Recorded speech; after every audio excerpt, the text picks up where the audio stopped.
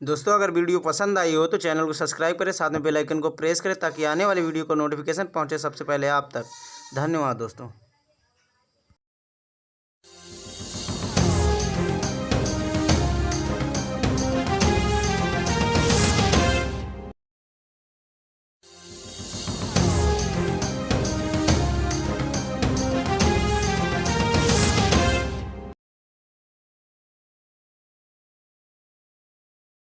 प्रकाश का अपवर्तन होता क्या है? चलिए आइए देखते हैं हम प्रकाश का अपवर्तन।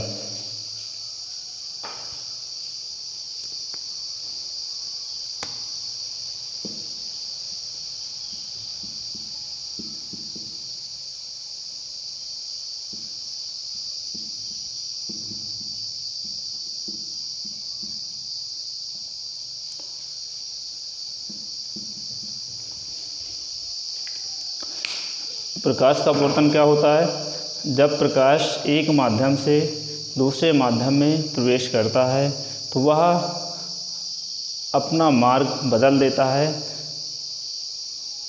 तो प्रकाश की इस घटना को हम क्या कहते हैं? प्रकाश का अपवर्तन कहते हैं। प्रकाश का क्या कहते हैं? अपवर्तन कहते हैं। आइए हम देखते हैं, इसको समझते हैं।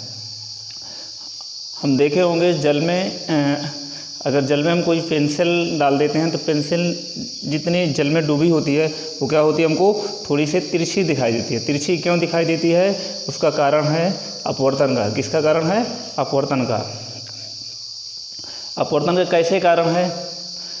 अगर हम पेंसिल को देख पा रहे हैं, जल में डूबी हुई पेंसिल को देख पा रहे हैं तो इससे साफ होता है कि पेंसिल से प्रकाश का परावर्तन हुआ, यानी प्रकाश उस पर गया होगा और उससे परावर्तित होकर हमारी आँखों तक आया होगा और हमारी आँखें उसको तभी देख पा रही हैं, अन्यथा पेंसिल को हम देख नहीं सकते थे। यानी प्रकाश में पहले यानी वस्तु में पहले प्रकाश गया होगा, उससे क्या हुआ होगा? परावर्तन हुआ होगा, तब हमारी आँखों तक प्रकाश आया, तभी हम पेंसिल को देख पा रहे हैं। तो देखते हैं पेंसिल टेढ़ी क्यों दिखाई देती है।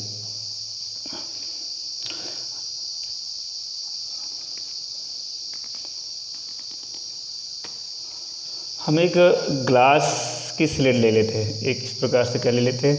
एक ग्लास की स्लेट ले लेते हैं। हम कहते हैं ये क्या है? एक ग्लास की कोई स्लेट है। ये इस प्रकार से हम एक ग्लास की स्लेट बना लेते हैं। हम कहते हैं हम यहाँ से कोई प्रकाश इस पर आपतित कराते हैं। हम एक अभिलंब बना लेते हैं। ये क्या है? हमारा अभिलंब है। और प्रकाश किरण, ये हम कहते हैं ये कैसा माध्यम है? विरल है। कैसा माध्यम? ये विरल है। और ये कैसा माध्यम है? यानी ये यहाँ वायु भरी है, ये क्या है? वायु। और ये कांच है, तो वायु के अपेक्षा कांच कैसा है? सघन माध्यम है। कैसा माध्यम है? सघन माध्यम है। जैसे ये किरण इस ग्लास पर टकराई और इसका क्या हुआ? परावर्तित हुई है। क्या मतलब वो टकराने के बाद क्या हुई? इसका अपवर्तन हुआ। अपवर्तन हुआ तो क्या हुआ? ये अभिलंब की ओर थोड़ा सा क्या हो गई? झुक गई। क्या हो गई? झुक गई। झुक क्यों गई? क्योंकि क्या, जब प्रकाश की किरण यानी ये झुक क्यों गई? प्रकाश के अपवर्तन के कारण। किसके कारण? प्रकाश के अपवर्तन के कारण। यानी ये अभिलंब की ओर थोड़ा से झुक गई। हम देखते हैं ये क्या हुई? ऐसे चली आई सीधा, फिर यहाँ आई। हम अगर यहाँ फिर एक अभिलंब बना लेते हैं इस प्रकार से, तो हमने देखा ये क्या हुई? अब फिर नीचे वायु मिली, इसको फिर विरल माध्यम मिला, तो क्या होगी? अभिलंब से थोड़ा से दूर चली जाएगी। क्या हो जाएगी? दूर चली जाएगी। ये क्या है? ये अभिलंब है। ये क्या है? अभिलंब है। और ये आपतित किरण है।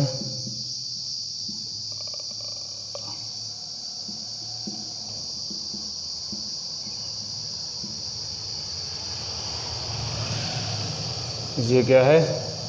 ये अपवर्तित किरण है। ये क्या है?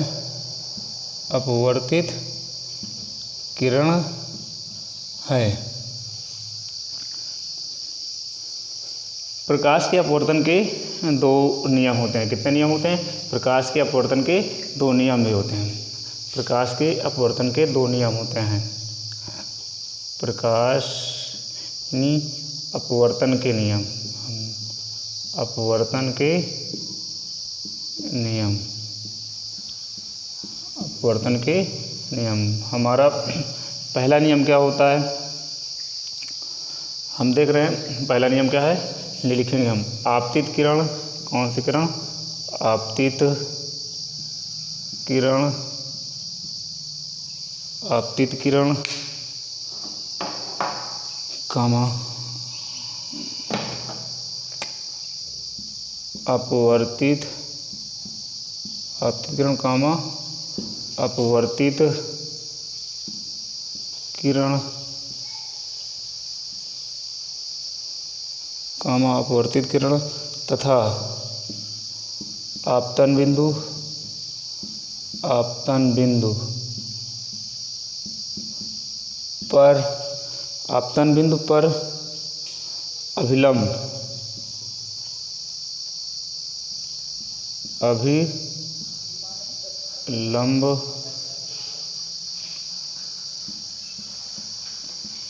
तीनों एक ही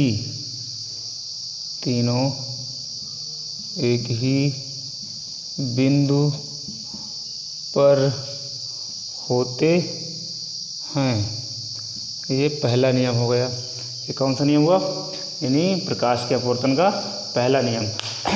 हम देखे थे प्रकाश का परावर्तन में, प्रकाश के परावर्तन के 2 नियम होते हैं, ठीक उसी प्रकार से प्रकाश के अपवर्तन में भी कितने नियम होते हैं, 2। हमारा पहला नियम क्या हो गया, यानी कौन से, ये आपतित किरण है, ये अभिलंब है, ये परावर्तित किरण, ये अपवर्तित किरण है, ये तीनों क्या हैं, एक ही बिंदु पर हैं। क्या है, ये एक ही बिंदु पर हैं। और जिस बिंदु पर ये तीनों मिलते हैं उस बिंदु को हम क्या नाम देते हैं, आपतन बिंदु कहते हैं। क्या कहते हैं, आपतन बिंदु कहते हैं। यही प्रकाश का अपवर्तन का पहला नियम है। अब प्रकाश के अपवर्तन का हम दूसरा वाला देखते हैं। दूसरा नियम क्या है, हम यहाँ समझ लेते हैं। यानी आपतन कोण, यानी आई, साइन आई, यानी इसको साइन को हिंदी में क्या बोलते हैं, जया। क्या बोलते हैं, जया। यानी साइन आई यानी आपतन कोण की जया तथा अपवर्तन कोण की जया का अनुपात क्या होता है, नियत होता है। यही क्या है, यही कौन सा नियम होता है, प्रकाश के अपवर्तन का दूसरा नियम होता है। तो हम क्या कहेंगे, साइन आई का मतलब आपतन कोण की जया, साइन आर का मतलब अपवर्तन कोण की जया का अनुपात क्या रहता है, क्या होता है, नियत होता है। यही क्या है, यही प्रकाश के अपवर्तन का दूसरा नियम है। लिखते हैं आपतन कोण, क्या लिखेंगे यहाँ, आपतन कोण की जया, यानी इसको लिख लेंगे साइन, आपतन कोण की जया तथा अपवर्तन कोण की जया, अपवर्तन कोण की जया के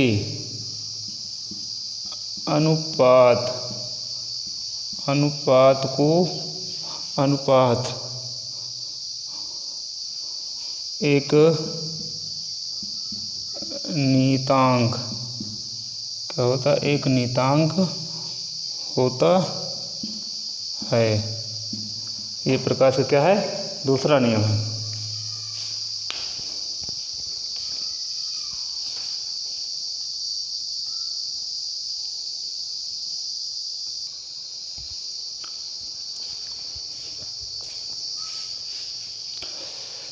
यानी क्या हो जाएगा, अनुपात यानी किसकी, आपतन कोण की जया, यानी साइन आई बटे का sine r is equal to कहे का होगा, नियतांक होगा। कहे का होगा, नियतांक होगा।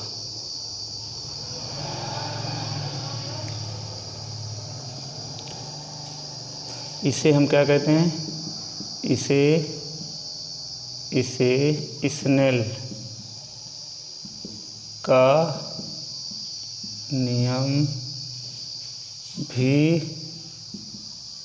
कहते हैं। इसे क्या कहते हैं, इसे स्नेल का नियम भी कहते हैं।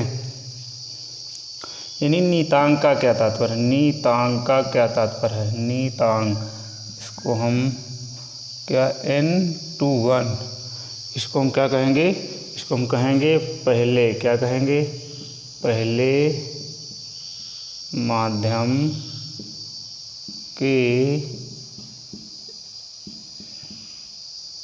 सापेक्ष, पहले माध्यम के सापेक्ष दूसरे माध्यम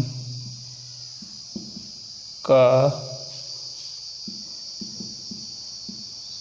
अपवर्तनांक,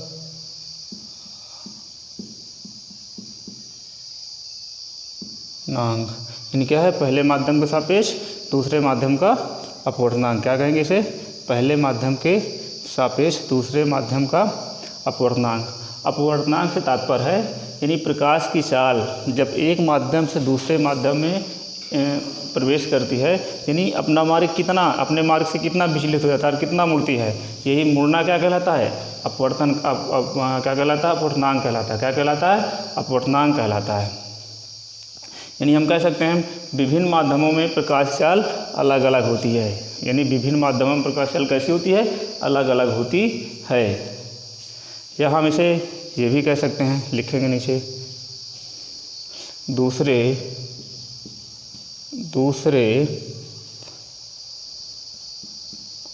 माध्यम का पहले,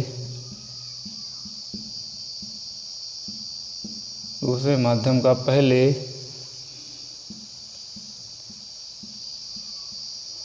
माध्यम की सापेक्ष अपवर्तनांक,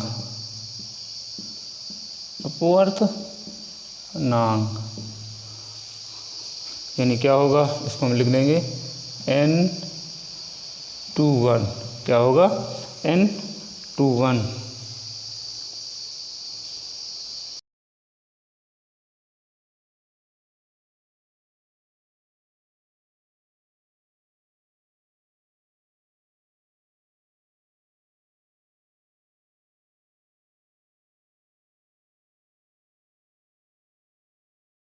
N21 का मतलब होता है यानी पहले माध्यम में प्रकाश चाल बटेगा दूसरे माध्यम में प्रकाश चाल। अगर हम कहें पहले माध्यम की प्रकाश चाल को हम कैसे व्यक्त करते हैं, V1 से व्यक्त करते हैं, और दूसरे माध्यम में प्रकाश की चाल को कैसे व्यक्त करते हैं, V2 से। तो हमारे पास N21 = आ जाएगा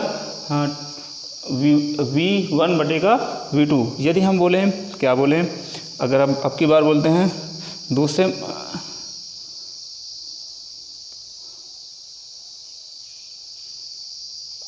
अब की बार हम बोलें, क्या बोलें,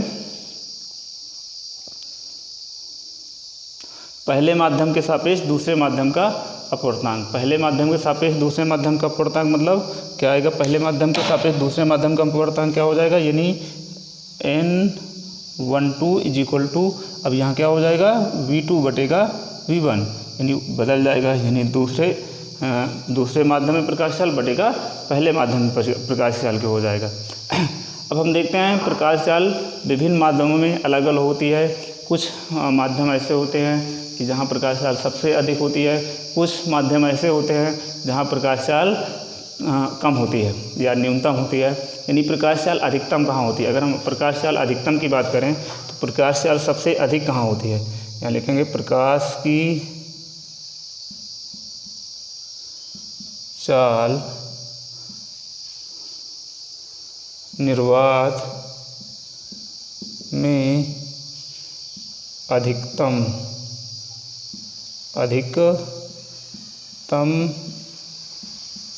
होती है। कहाँ अधिकतम होती है, प्रकाश चाल निर्वात में अधिकतम होती है, अर्थात हम लिख देंगे निर्वात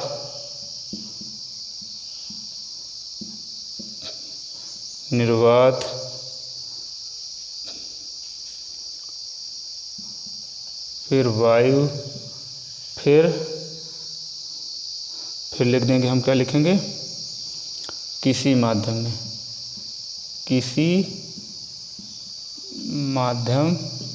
में, यानी सबसे अधिक किस में होती है, सबसे अधिक प्रकाश किस में गमन करता है, निर्वात में।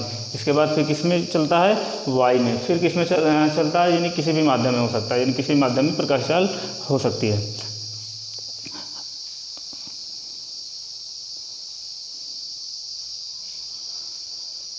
हम देखते हैं एक इस तरह से हम कहते हैं ये क्या है, ये कांच है, क्या है ये, कांच है। हम इसको क्या लेते हैं, कांच लेते हैं।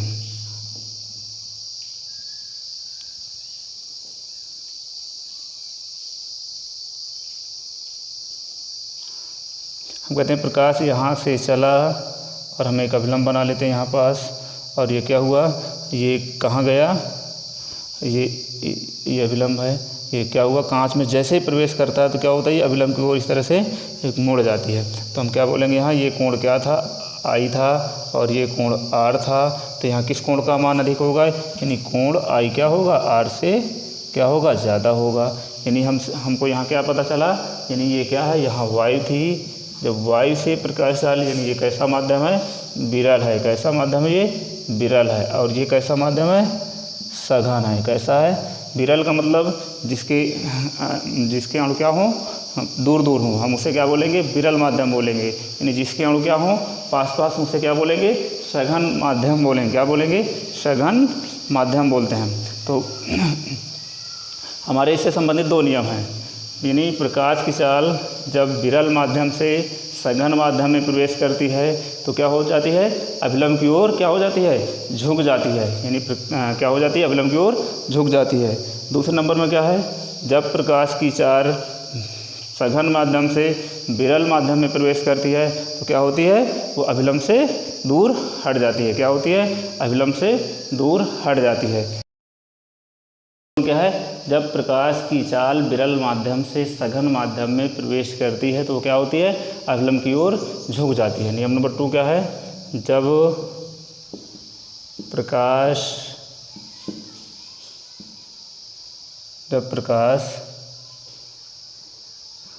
सघन माध्यम से विरल माध्यम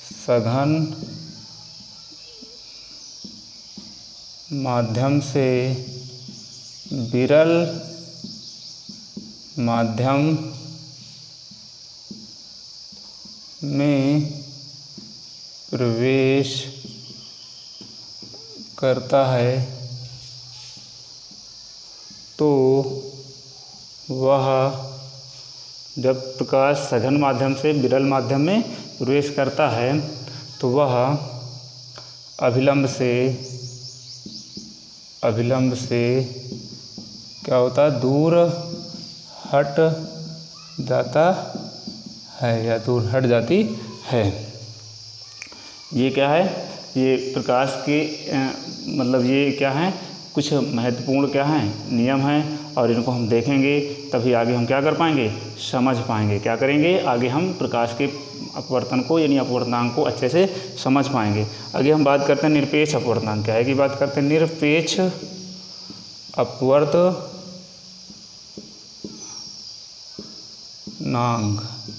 निरपेक्ष अपवर्तनांक क्या होता है, यानी NW, यानी हम कह लेते NW का मतलब यानी क्या है, ये NW यानी क्या है, जल का अपवर्तनांक। क्या है ये, जल का अपवर्तनांक। यानी W का मतलब वाटर होता है, N का मतलब अपवर्तनांक होता है, यानी काहे का अपवर्तनांक, ये जल का अपवर्तनांक है, यानी पानी का अपवर्तनांक है। तो क्या होगा इसका सूत्र होता है निर्वात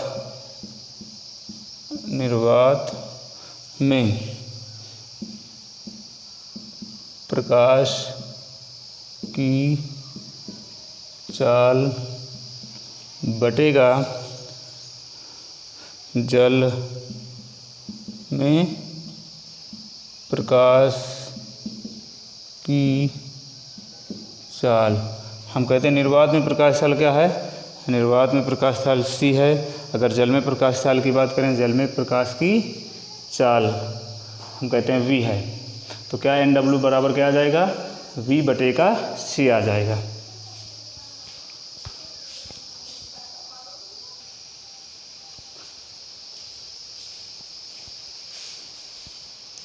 या हम इसे कह सकते हैं NG, या लिख लें क्या, अब जल का अपवर्तनांक निकालें, क्या हो जाएगा, निर्वात में, किसमें, निर्वात में प्रकाश की चाल बटे का क्या आ जाएगा, निर्वात में प्रकाश चाल बटे का काहे में, कांच में, किस में, कांच में प्रकाश की चाल, कांच में प्रकाश की चाल।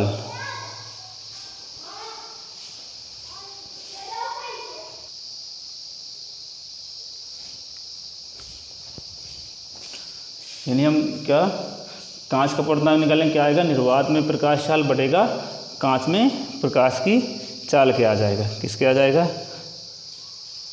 हम जल के अपूर्णांक की बात करें, किसके, जल के अपूर्णांक की बात करें, जल का अपवर्तनांक, अपवर्तनांक बराबर कितना होता है, 1.33।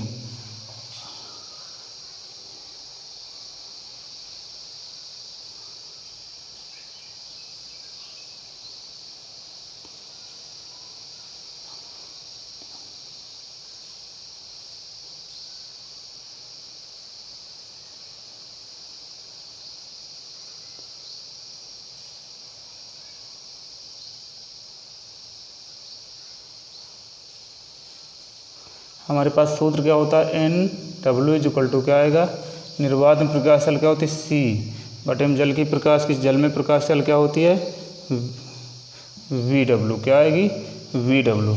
तो हम क्या करेंगे,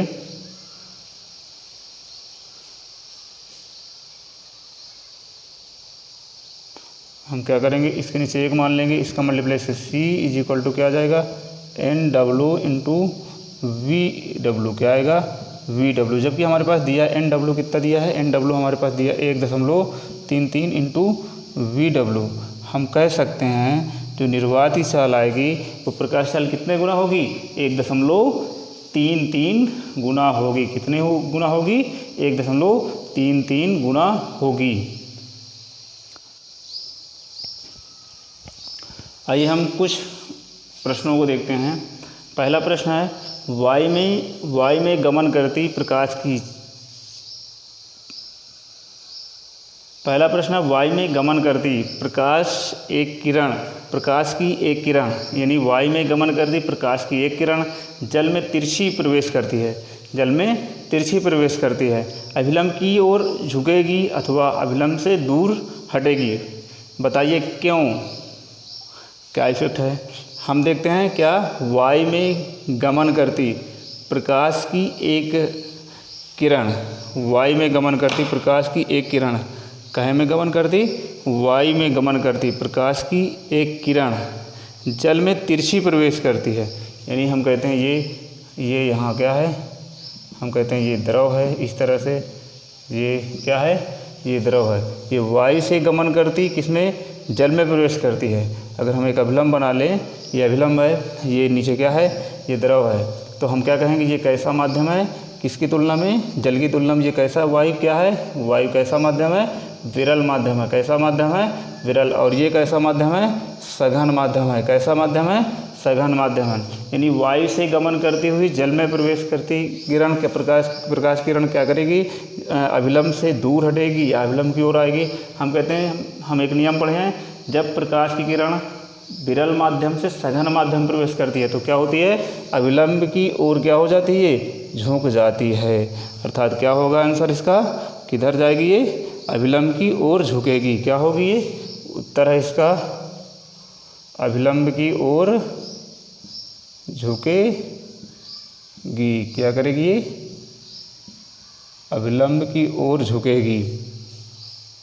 हम अगले क्वेश्चन की ओर बढ़ते हैं। अगला क्वेश्चन हमारा है, प्रकाश वायु से 1.50 अपवर्तनांक की कांच की प्लेट में प्रवेश करता है, कांच में प्रकाश की चाल कितनी है, निर्वात में प्रकाश चाल 3 × 10⁸ मीटर प्रति सेकेंड है। तो किसकी चाल हमें पता करना है, प्रकाश की चाल पता करना है। किसकी चाल, क्या पता करना हमको, कांच की प्लेट में प्रवेश करती है तो कांच में प्रकाश की चाल कितनी है, किसकी कांच में प्रकाश की चाल को पता करना है। यानी Vg is equal to what, क्या करना हमको, V मतलब वी मतलब चाल, जी मतलब कांच, किसकी चाल, कांच में प्रकाश की चाल फाइंड करना है। हमारे पास दिया क्या है, प्रकाश वायु से किससे 1.5 कितना 1.5 अपवर्तनांक की कांच की प्लेट में किस में प्रवेश करता है, कांच की प्लेट में। तो कांच की प्लेट में प्रवेश करता है, यहाँ देखते हैं हम V G is equal to what, और यहाँ दिया है क्या दिया है एन जी, यानी कांच का अपवर्तनांक दे दिया 1.5, कितना दिया है 1.5, और प्रकाश वायु में निर्वात में प्रकाश चाल दिया कितना दिया 3 × 10 की घाते कितना होता है 8 मीटर प्रति सेकंड होता है। कितना होता है 3 × 10 की घाते 8 मीटर प्रति सेकंड होता है। तो हमारे पास एक फार्मूला होता है, क्या होता है V G is equal to, या हम कह देंगे N G is equal to क्या होता है, N G is equal to C बटे क्या होता है वी जी होता है। तो हमें क्या चाहिए वी जी चाहिए, इसका गुणे के साथ करा देंगे एन जी वी जी और सी बटे का वी जी की जगह क्या चल जाएगा, ये एन जी आ जाएगा। तो ये आया, तो हम देखेंगे यहाँ V G is equal to C कितना दिया 3 × 10 की घाते कितना दिया 8 बटे का एन जी कितना है, एन जी कितना है 1.5। तो V G is equal to क्या आ जाएगा, हम यहाँ 1.0 इससे इसको काट देंगे कितना 30 × 10 की घाते 8, नीचे 15 15 दूनी का 30, कितना आया V G is equal to कितना आया 2 × 10 की घाते 8, और ये क्या है प्रकाश की चाल है, कहे में है कांच में मीटर प्रति सेकंड। यही हमारा क्या है आंसर हो जाएगा, ये हमारा क्या है आंसर आ गया। अगले क्वेश्चन की ओर बढ़ते हैं, अगला क्वेश्चन देखते हैं। क्वेश्चन नंबर 3, 3.5 में अधिकतम प्रकाशिक घनत्व के माध्यम को ज्ञात कीजिए, न्यूनतम प्रकाशिक घनत्व के माध्यम को भी ज्ञात कीजिए। क्या करना है, अधिकतम यानी अधिकतम प्रकाशिक घनत्व किसका होता है, यहाँ उत्तर में लिखेंगे अधिकतम प्रकाशिक घनत्व किसका होता है, यहाँ लिखेंगे अधिकतम, क्या लिखेंगे अधिकतम